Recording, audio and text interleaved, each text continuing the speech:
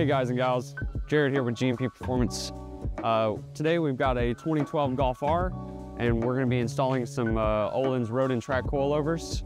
The car's currently sitting on some lower springs, but the customer intends to use it for the track, so we're going to get these put on there and see how it performs.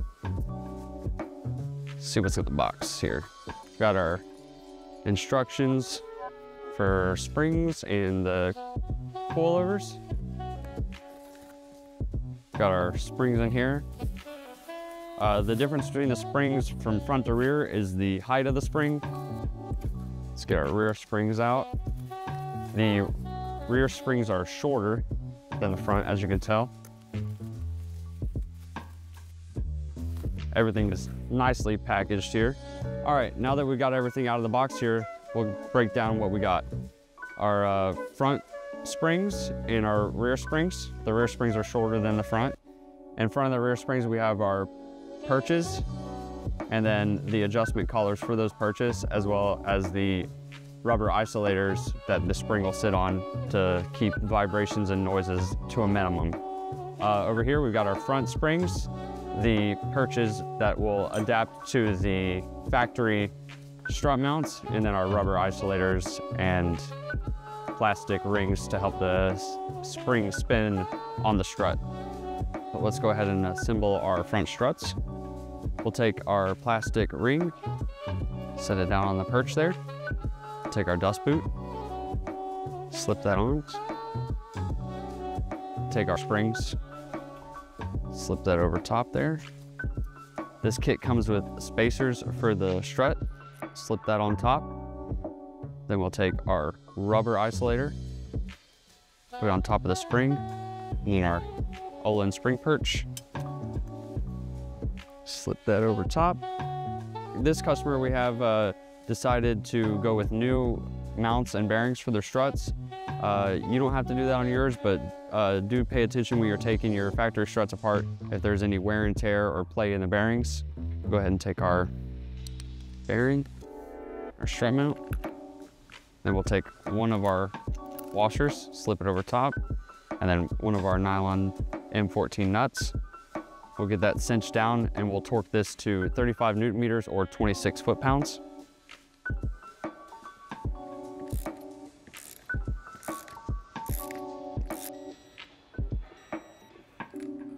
Ohlins specifies their preload to be 2 millimeters of spring compression. The overall spring length is 180 millimeters, so we're gonna shorten that to 178. So we'll get this down here so it's just now touching the spring. Here we go. Take our tape measure here.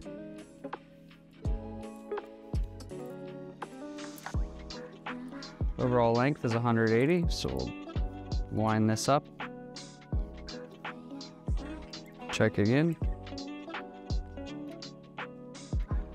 Here we go, 178. Bring our lock collar down. And we'll snug it in place.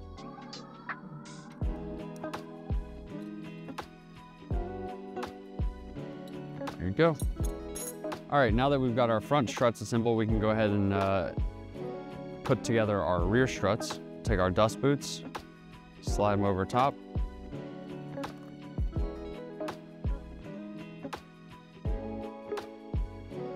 These could be a little bit tricky. Take one of our zip ties.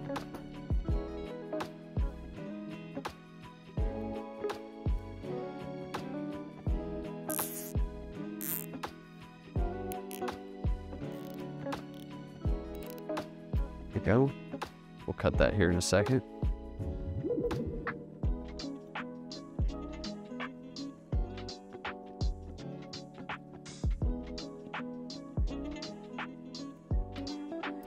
All right, now that we've got our rear struts assembled, we can move over to our spring perches. We're gonna take our perch, take our lock collars, slide those on there. You can use, we like to use anti-seize on these threads, so we'll do that here off camera. Take your spring perch,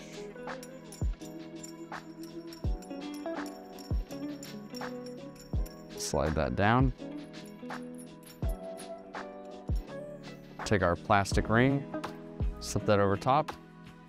This rubber spacer is gonna go on top with the vehicle inside like this to isolate noise and vibration from the body. And then your spring will go on here. And then you'll have your lower isolator that'll go on the bottom of the spring bucket. First step is gonna be to remove your wheels. We've already got the wheels removed on this vehicle. So first thing we're gonna do is go ahead and disconnect the sway bar end link from the strut. It should be an 18 millimeter. Now that we've got the sway bar link disconnected, we're gonna go ahead and move on to removing the brake caliper. It's gonna be a 21 millimeter. Go ahead and break these loose.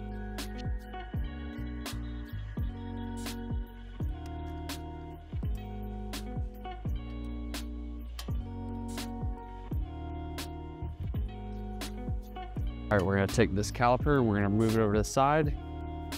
We don't want it to dangle, so we've got a hook over here for us to hold it up.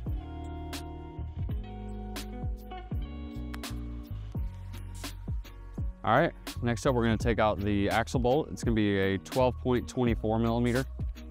If you don't have an impact, I recommend doing this on the ground with the wheel still on the car, and you can break it loose with a breaker bar.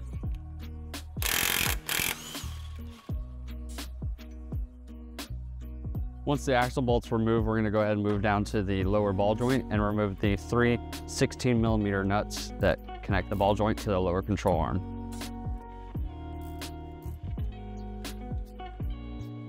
Now that we got those nuts removed from the controller, we're gonna go ahead and lower it down. We're gonna pull the axle assembly out.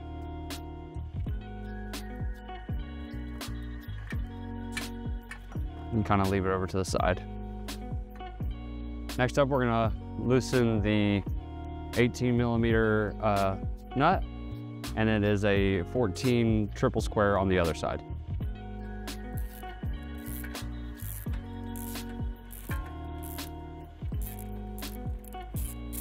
I'm gonna go ahead and remove these, the brake rotor, just to make the spindle assembly a little bit lighter and easier to manage. So remove the set screw here.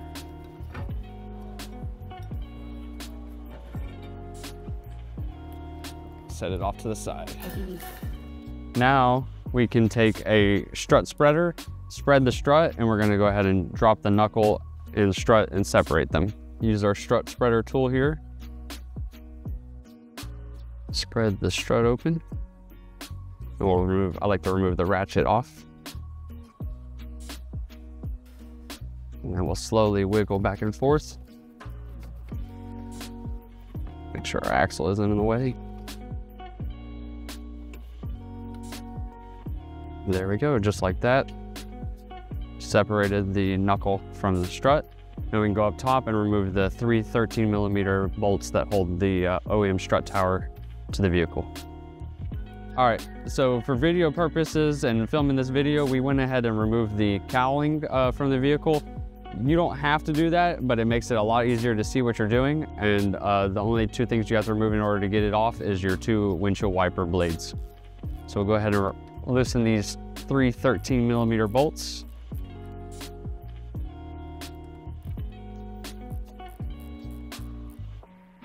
Two backside bolts removed. We're gonna use a power tool just to help. Since I'm doing it by myself, we're gonna grab a hold of the strut underneath, remove the bolt. Now we can carefully remove our strut assembly out. And there you go, strut's out. We'll go ahead and get the new one put in. All right, now that we got our factory strut out of the car, we're gonna go ahead and take our new strut assembly and get it placed in here. So go ahead, on top of your strut mounts, you're gonna have these 2 arrows. This indicates front to rear. So this is gonna be on the inside of the car. So go ahead, bring your strut up.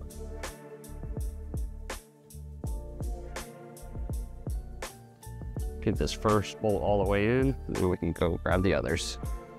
Now that we've got the strut bolts in there, we're gonna go ahead and torque them down. It's gonna be 15 Newton meters plus 90 degrees or 11 foot-pounds.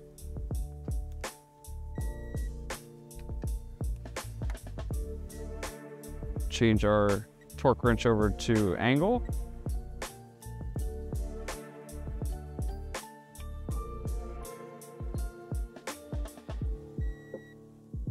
we're going to go ahead and insert the strut into the spindle. Well, we need to make sure that the tab right here is lining up with the gap on the back side.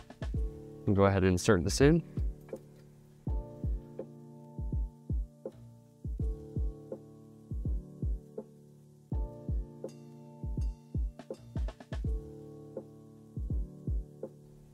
All right, now that we got the strut and knuckle together, we're gonna reinstall the hardware. We're gonna torque this down to 70 Newton meters or 52 foot-pounds plus 90 degrees. And then we'll get our axle back inside the wheel bearing.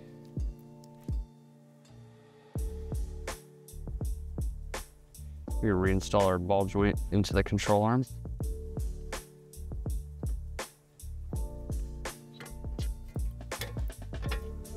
Reinstall our 3 nuts. We'll torque our lower ball joint nuts to 100 Newton meters or 74 foot-pounds. All right, now that we got our axle back in, we're gonna go ahead and put in our axle bolt. There's 2 different styles of axle bolt that come in these cars. There's a smooth or one with ribs. If it's smooth, you're gonna torque it to 200 Newton meters and 90 degrees. And if it has the ribs, it's gonna be 70 Newton meters plus 90 degrees. Go ahead and put our brake rotor back on. Studs makes this a little bit easier. Then we'll go ahead and grab our caliper off that's hanging off to the side here.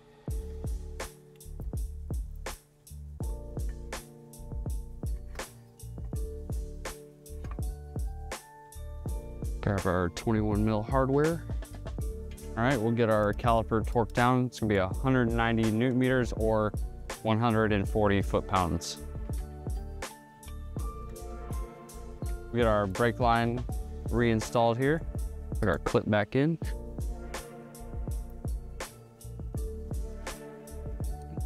All right, we'll go ahead and get our sway bar link reinstalled.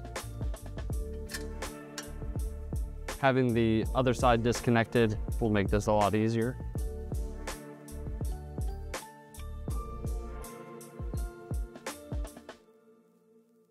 Before we get the vehicle all the way in the air, I'm gonna go ahead and start by removing the 2 16mm bolts on the top that retain the top of the strut.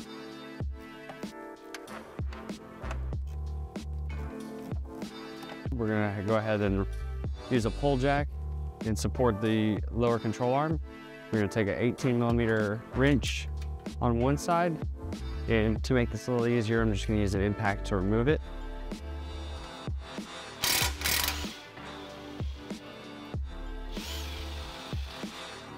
There you go, just like that, bolts out. We can go ahead and lower the pull jack to relieve tension from the spring. Move the pull jack out of the way. We can lower the control arm. We can take our spring out. Now with our spring out of the way, we can go ahead and get to this 21mm that holds the bottom of the strut in. Loosen that, take it out.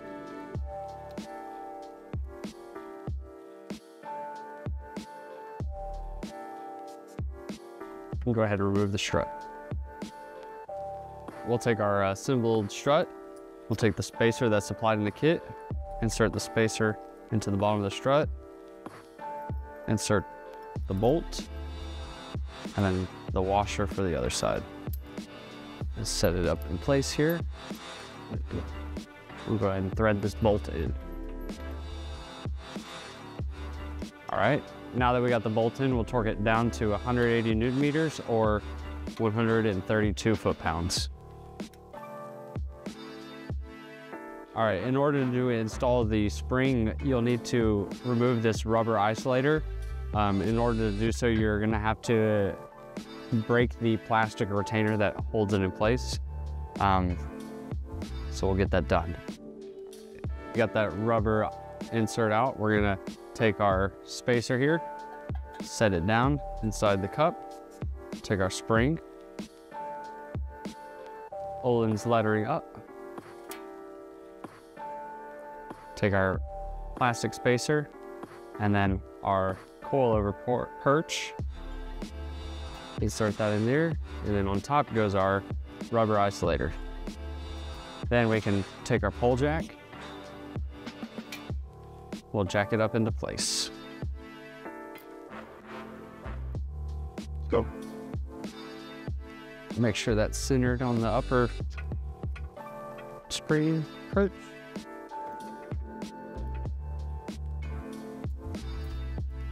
Then we'll get our bolt put back in.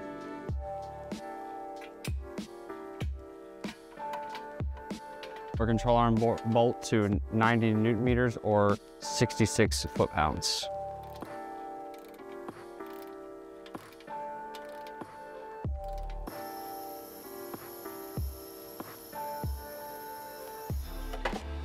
All right, we'll torque down these two 16 millimeter bolts to 37 foot-pounds or 50 Newton meters, plus 90 degrees. All right, guys, we're finishing up on the install for the Ohlins Road and Track coilover system. A quick note for you guys, make sure you check in spring preload with the shock on the vehicle. And don't forget to get your vehicle aligned after the install. If you have any more questions or inquiries as far as getting a Ohlins coilover system for your vehicle, please don't be afraid to give us a call or email, and we'll be happy to help you. Thank you.